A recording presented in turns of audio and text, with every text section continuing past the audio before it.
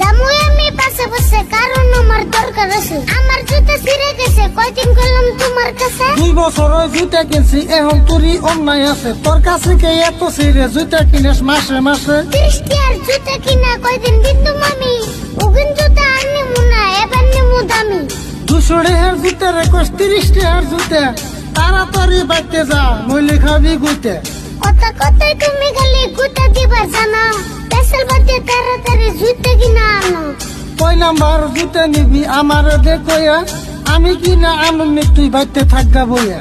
6 number জুতা কিনবা দোকানে রে কয়া, আবার খালি হাতে আইবা না, জুতা আইবা নয়া। জুতা কিনুম বাজার কইরা যদি পয়সা বাঁচে, কারণ বেশি টাকা নাইকা মাত্র 500 টাকা আছে। আমি কিছু কিনবার ছেলে তোমার বাজে অভাব, জীবন ভরে দেখে এলাম তোমার কিপ্টে স্বভাব। তুই যে খালি কিপটা কইয়া গালাগালি করস, জানোস কি তুই এই সংসার